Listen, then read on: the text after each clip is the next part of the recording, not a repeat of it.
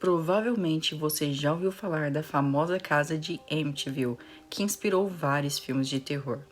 Mas você sabia que existe outra casa tão assombrada quanto a apenas 11 quilômetros da tão famosa Amityville? E que também inspirou um clássico filme de terror? Olá, eu sou Vanessa Vap e hoje eu vou te contar uma história no mínimo inusitada.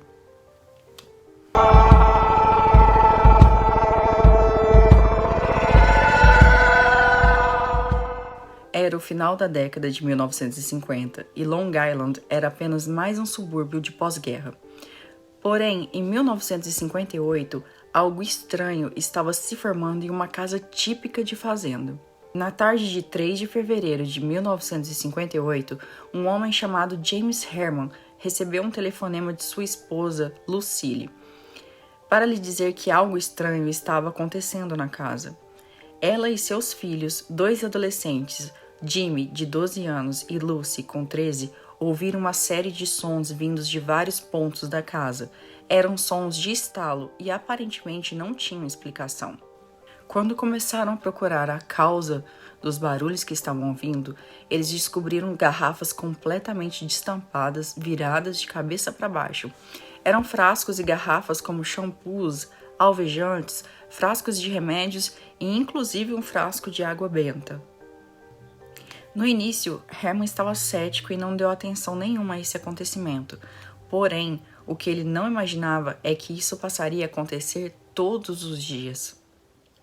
Inicialmente, Herman achou que talvez Jimmy estivesse de alguma forma fazendo aquilo com os frascos para assustar a mãe. Então, ele passou a vigiar secretamente o filho por uma semana inteira.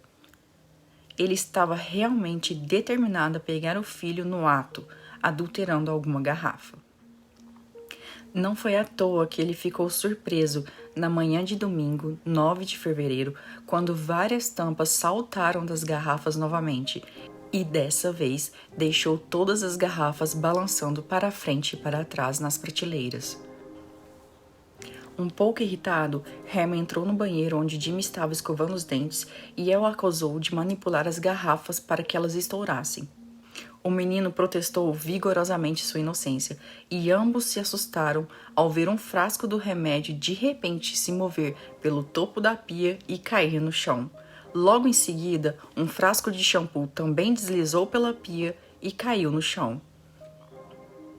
Ainda cético, Herman imediatamente examinou o banheiro, procurando por fios escondidos.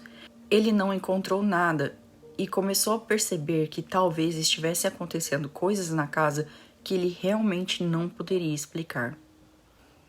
Sem saber mais o que fazer, ele ligou para o departamento da polícia do condado próximo e passou os próximos minutos ao telefone tentando fazer com que o oficial da recepção que atendeu a chamada o levasse a sério.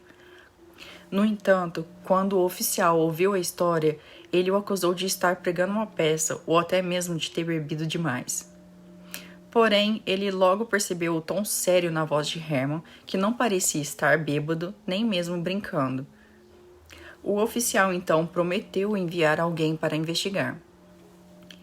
E foi assim que o oficial James foi verificar a casa, cético, mas satisfeito em pelo menos acabar com as ligações de Herman. Poucos minutos após chegar na casa, ele mudou de ideia sobre a natureza do caso, pois ele viu várias garrafas no banheiro terem suas tampas arremessadas e jogadas em sua direção. Ele rapidamente concluiu que os Hermans realmente estavam precisando de ajuda. O detetive Tosi, então, foi designado para investigar o caso. Ele leu com interesse o relatório do oficial sobre o incidente no banheiro. Embora ele não estivesse disposto a julgar sem realmente visitar a cena, ele estava relativamente certo de que os Hermans estavam experimentando algum fenômeno natural ou estavam simplesmente imaginando coisas. Ele observou com o cinismo de um policial veterano que as garrafas estourando poderiam estar recebendo alguma ajuda de uma fonte humana. Mais tarde, naquele mesmo dia, em 15 de fevereiro mais exatamente, a atividade tomou outro rumo. Enquanto as crianças de Herman estavam assistindo televisão na sala de estar com uma prima, uma pequena estátua de porcelana que estava em uma mesinha do lado do sofá começou a se mexer.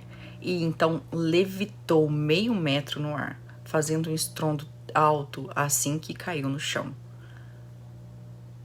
Os incidentes ficavam cada vez mais violentos, com quadros quebrando e móveis caindo no chão. Após essa última demonstração, os Hermans fizeram o que qualquer outra família católica devota faria a seguir. Chamaram um padre para abençoar a casa e livrá-lo de espíritos nocivos. Como católicos devotos que eram, os Hermans acreditavam que a igreja poderia ajudar onde os métodos comuns haviam falhado.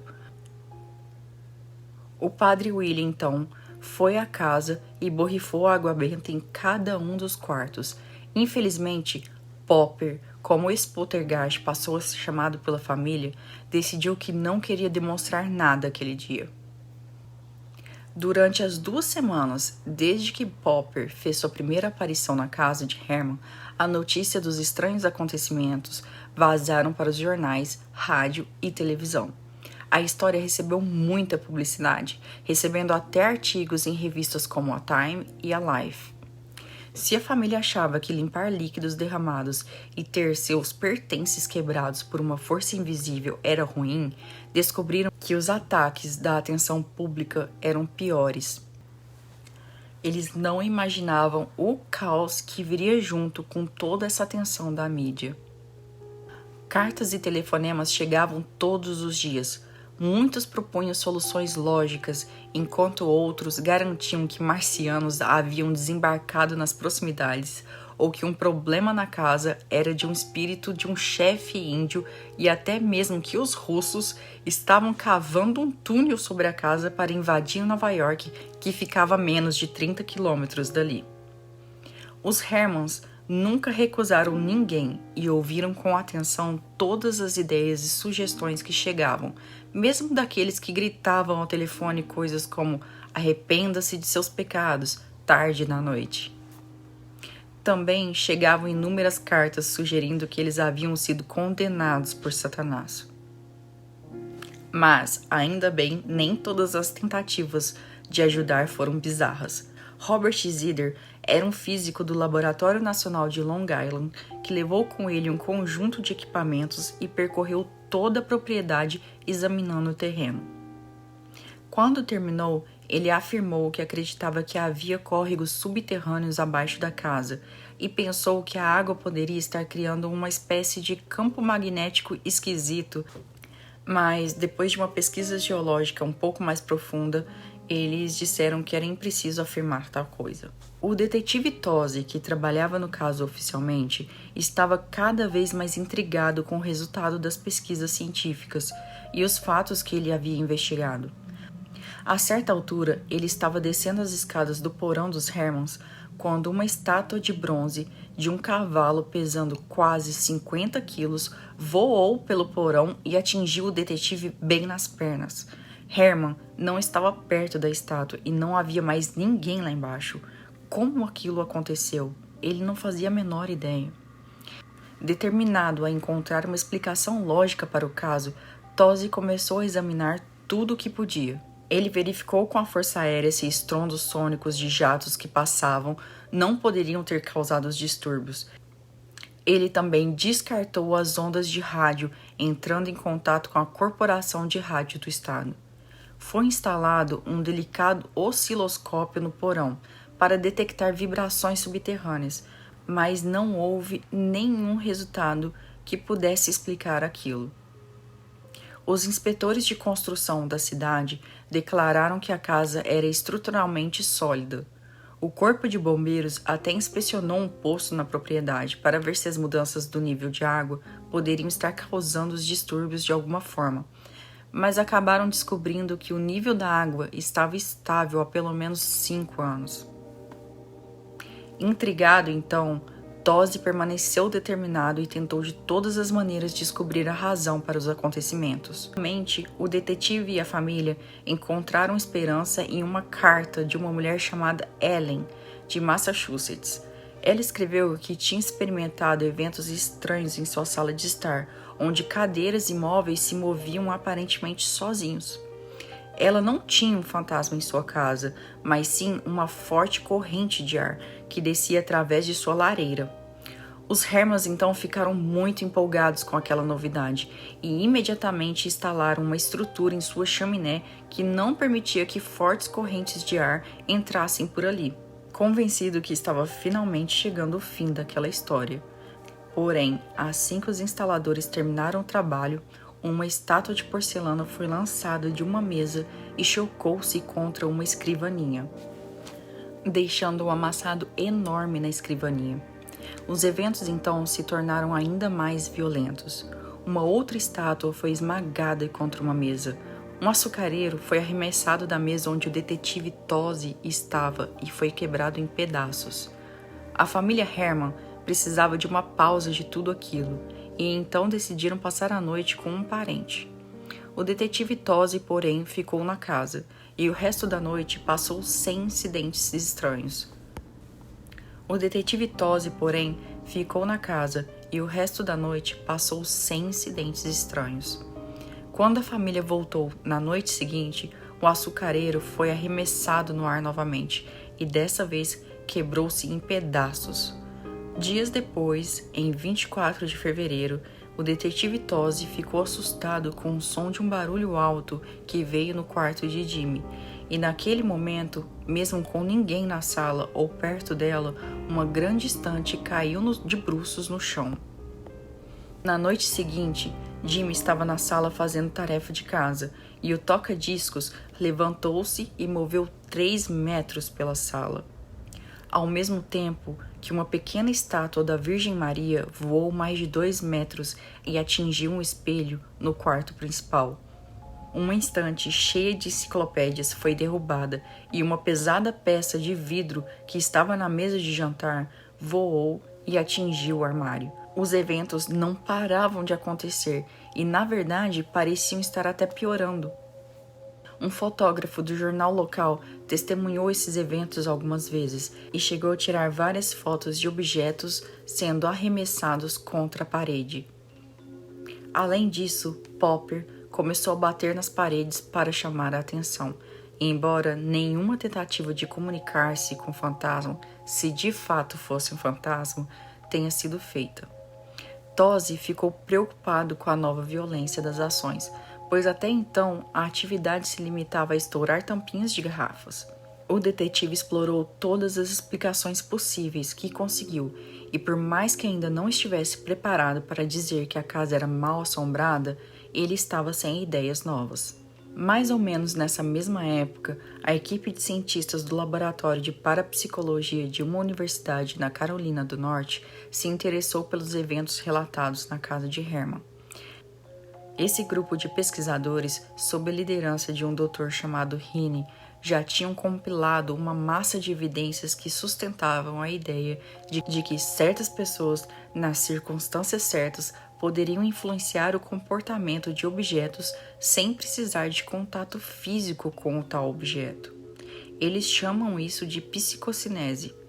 Como os distúrbios na casa continuaram e, na verdade, aumentaram, o assistente do Dr. Heaney, o Dr. Pratt, chegou à casa dos Hermans em 26 de fevereiro.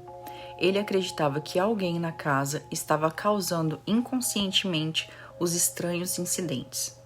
Enquanto isso, outros pesquisadores passaram a acreditar que os incidentes na casa estavam sendo causados por um fantasma real, um poltergeist, que significa espírito barulhento, que futuramente teria inspirado um filme. Esses tais fantasmas brincalhões visavam itens religiosos, como aqueles acidentes que haviam acontecido com a água benta e a estátua da Virgem Maria. De acordo com as anotações do detetive, o filho de Herman estava no local ou próximo ao local dos distúrbios mais de 75% do tempo. Para muitos incidentes, inclusive, ele foi a única testemunha. No entanto, o detetive tinha inocentado o menino de causar propositalmente qualquer um daqueles distúrbios. E isso fez com que os estudiosos da paranormalidade acreditassem que Jimmy poderia estar causando os eventos por meio da telecinese e que ele fazia isso de modo inconsciente. Como os outros que vieram antes dele, o Dr. Pratt foi recebido na residência dos Hermans calorosamente. Ele explicou que tinha ido como observador e ia passar a maior parte do tempo conversando com Jimmy. Ele chegou inclusive a jogar cartas com ele e até mesmo ajudar Jimmy com a lição de casa. O Dr. Pratt geralmente estava perto do jovem e, por incrível que pareça, Popper nesses dias ficou absolutamente quieto. As coisas se mantiveram quietas pelos próximos dias. Era como se o poltergeist não quisesse se apresentar. Mas, em 2 de março, mais ou menos um mês após a primeira apresentação de Popper, ele decidiu se tornar conhecido de novo. Todos os Hermans estavam na casa para testemunhar o que aconteceu. Primeiro, um prato saltou de um armário da cozinha e se estilhaçou no chão. Depois, uma mesa de cabeceira virou no quarto de Jimmy. Popper parecia estar de volta e ninguém ainda tinha explicações sobre quem ou o que estava fazendo aquelas coisas. Em 10 de março, aconteceria o evento de despedida do tal poltergeist. Enquanto a senhora Herman e os filhos Jimmy e Lucille estavam preparando para dormir, o pai Herman, nessa época, estava viajando a negócios. O Dr. Pratt, que estava lá, ouviu de repente um estalo alto no porão e desceu correndo para ver o que era. Então, ele descobriu uma garrafa de alvejante que tinha sido colocado em uma caixa de papelão e de alguma forma perdeu a sua tampa de plástico. Por razões também desconhecidas, esse foi o último ato do poltergeist da família Herman. No total, foram registrados 67 distúrbios que aconteceram entre 3 de fevereiro e 10 de março.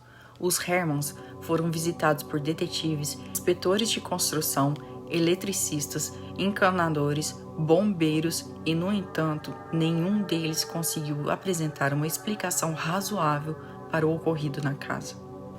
Semanas depois que a casa voltou ao normal, especialistas ainda investigavam e teorizavam sobre o que tinha acontecido ali. Em agosto de 1958, os cientistas ainda não tinham ideia do que havia acontecido ali e nem o porquê. A essa altura, os Hermans estavam fartos de investigações e só queriam que suas vidas voltassem ao normal. Herman não se importava mais com o motivo que causou os distúrbios. Ele estava feliz só por eles terem ido embora. A senhora Herman disse a um repórter que não acha que há uma solução definitiva para aquilo, que foi apenas uma daquelas coisas sem motivo ou razão aparente. Mas ela tem certeza que havia uma força física real por trás de tudo aquilo. E você, o que você acha que aconteceu na casa dos Hermans em Long Island? Como ficou conhecido Popper, o poltergeist, e os estranhos incidentes que seguiram é tão intrigante hoje quanto era em 1958. Inspirado pela Casa dos Hermans, o filme Poltergeist, o filme carrega a fama também de ser amaldiçoado, já que as estrelas do filme faleceram muito jovens, e além disso, outras atividades misteriosas semelhantes ao caso real foram relatadas no set. É isso, vou ficando por aqui e muito obrigada.